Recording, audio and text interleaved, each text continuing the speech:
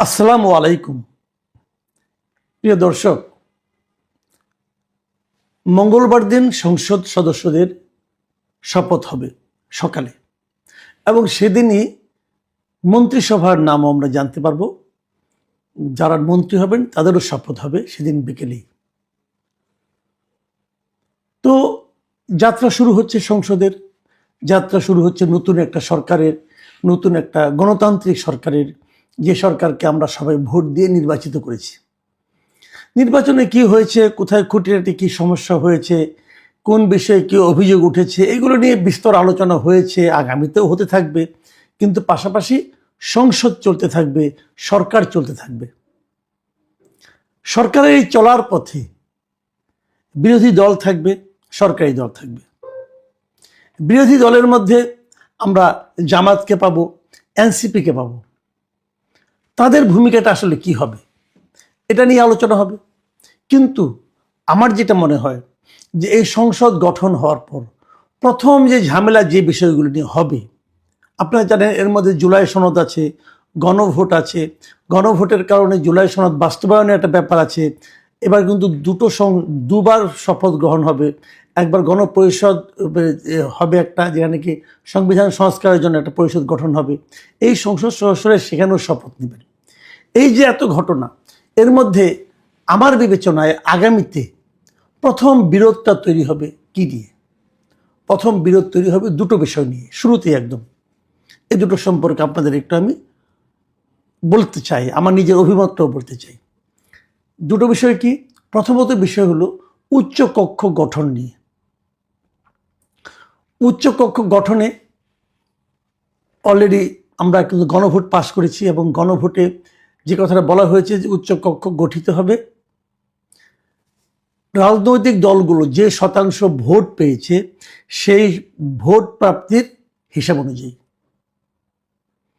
আমরা ভোট প্রাপ্তির হিসাবটা জানি, আমরা দেখেছি যে বিএনপি ভোট পেয়েছে। আমি যদি ভোট প্রাপ্তির হিসাবটা ধরি এবং যদি সেভাবে আমরা যদি উচ্চকক্ষের হিসাবটা ধরি, সেটা আপনাদের আমি একটু জানাই। ধরা যাক, আমরা জেনেছি, আজকে জানলাম যে বিএনপি ভোট পেয়েছে 49.97%।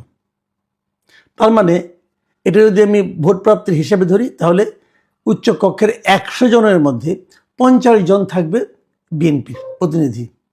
এদেরকে বিএনপি প্রতিনিধি হিসাবে নিয়োগ দিবে। জামায়াতে ইসলামী ভোট পেয়েছে 31.76%। এই হিসেবে তাদের ভাগ্যে পড়বে 32 জন উচ্চকক্ষের সদস্য। মানে ওনারা 32 জন ব্যক্তিকে উচ্চকক্ষের সদস্য হিসেবে নিয়োগ দিবেন। এনসিপি পেয়েছে 3.05% ভোট। এর অর্থ এনসিপি 3 জন সদস্যকে মনোনয়ন দিতে পারবে। ইসলামী আন্দোলন, তারা কিন্তু একটিও আসন পায়নি। ইসলামী আন্দোলন একটি আসন বোধহয় পেয়েছে, রাইট? ইসলামী আন্দোলন একটি আসন পেয়েছে, এবং তারা শতাংশ হিসাবে ভোট পেয়েছে 2.70%। সেই হিসাবে তারাও 3 জন উচ্চকক্ষের সদস্যকে নিয়োগ দেবেন। বাংলাদেশ খেলাফত মজলিস, তারাও পেয়েছে 2.09%। সেই হিসেবে তারা উচ্চকক্ষে সদস্য দিবেন 2 জন।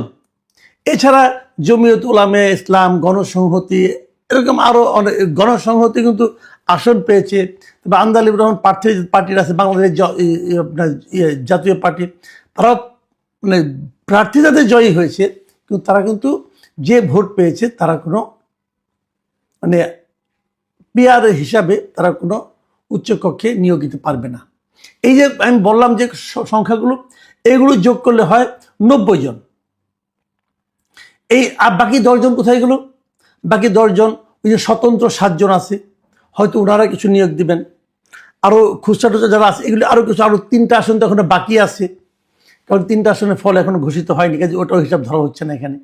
তো এভাবে নিয়োগ হবে। এখন যদি এটা আসন সংখ্যার আলোকে হয়, যেটা নাকি বিএনপি চাচ্ছে, তাহলে বিএনপি 209 জন সংসদ সদস্য, তাদের দলের 209 জন, 209 জনের জন্য তারা উচ্চকক্ষে পাবে 70 জন। দেখুন, মানে পিআর পদ্ধতিতে গেলে পাবে 50 জন, আর নিম্ন কক্ষের আনুপাতিক হারে করলে পাবে 70 জন। আর জামায়াতে ইসলামী নিম্ন কক্ষে যে আসন প্রাপ্তি তার আনুপাতিক হারে করলে তারা আসন সংখ্যা পাবে উচ্চ কক্ষে 23 জন। এখানে 23 জন, আর পিআর পদ্ধতিতে করলে হবে 32 জন।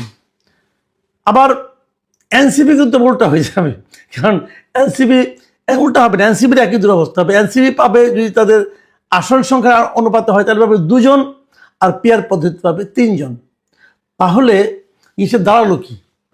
এটাই দাঁড়ালো যে পিআর পদ্ধতিতে উচ্চকক্ষে নিয়োগের জন্য এনসিপি এবং জামাত বেশ জোরালো আন্দোলন করতে চাইবে, এমনকি খেলাফত আন্দোলনও করতে চাইবে। খেলাফত আন্দোলন তো আসন সংখ্যার অনুপাতে হলে তারা একটাও পাবে না, কিন্তু ভোটার অনুপাতে তারা 3টা পাবে। এই যে মানে আপনার বিরোধটা, এই বিরোধটা আপনি মেটাবেন কিভাবে? এবং এনসিপি এবং জামাতকে ছাড় দেবে না। আরেকটা বিরোধ তৈরি হবে, একদম শুরুতেই হবে। সেটা হলো যে সংসদীয় কমিটিগুলির সভাপতি কি হবে।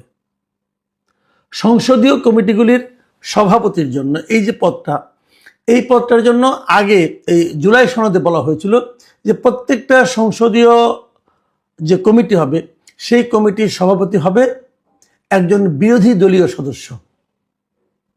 আর বিএনপি যখন তার ইশতেহার ঘোষণা করেছে সেখানে বিএনপি প্রস্তাব করেছে এই সংসদীয় দলগুলোর সভাপতি হবে জাতীয় সংসদে প্রাপ্ত আসনের আনুপাতিক হারে। তাই যদি হয় সেক্ষেত্রে কিন্তু অনেক কমে যাবে জামায়াত এবং এনসিপির প্রতিনিধি যারা নাকি সংসদীয় কমিটির সভাপতি হতে পারবে। এই দুটো বিরোধ কিন্তু আগামীতে আমি মানে দিব্য চোখে দেখতে পাচ্ছি যে সংসদের যাত্রা শুরুর সঙ্গে সঙ্গে এই দুটো বিষয় নিয়ে একটা বড় বিরোধ হবে। কারণ সংসদের শুরুর দিকেই কিন্তু এই সংসদীয় কমিটিগুলোর সভাপতিকে নির্বাচন করতে হয়। এই দুটো সমাধান কিভাবে হবে আমি জানি না। জামাত যদি এটা নিয়ে আলোচনায় আসে তাহলে একটা বিষয়, অথবা জামাত যদি এটা নিয়ে আন্দোলনে যায় তাহলে আরেকটা পরিস্থিতি। আবার দেখুন,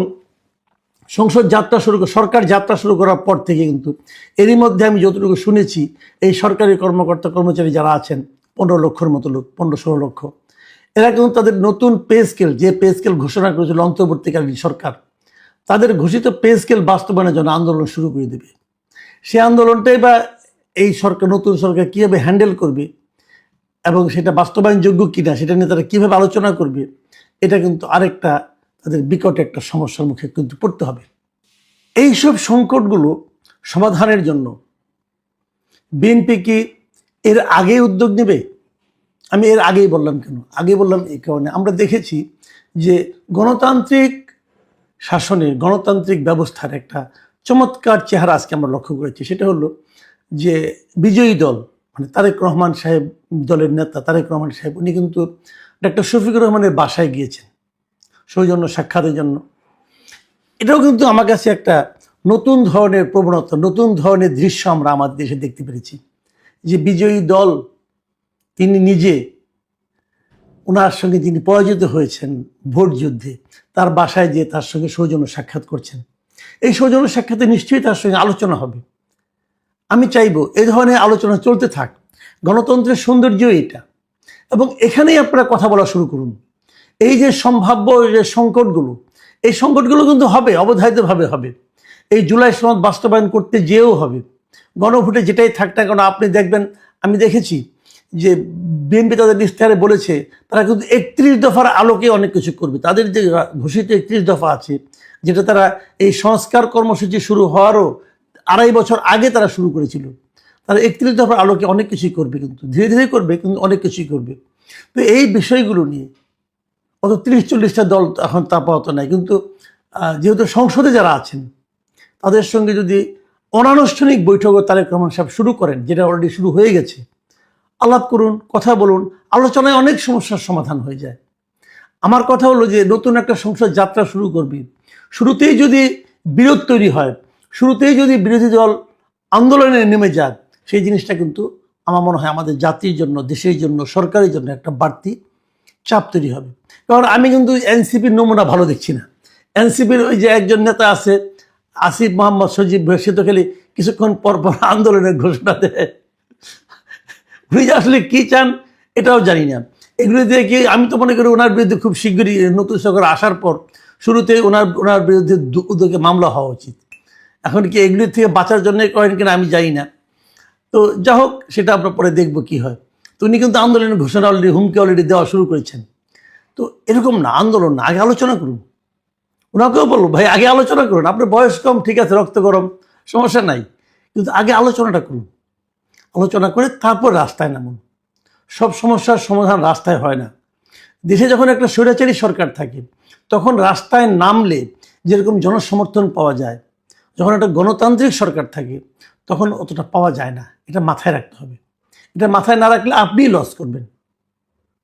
প্রিয় দর্শক, আমরা চাই সমস্যার সমাধানগুলো গণতান্ত্রিক প্রক্রিয়ায় আলোচনার মাধ্যমে হোক। এমনকি সংসদের অধিবেশনে 10 মিনিটও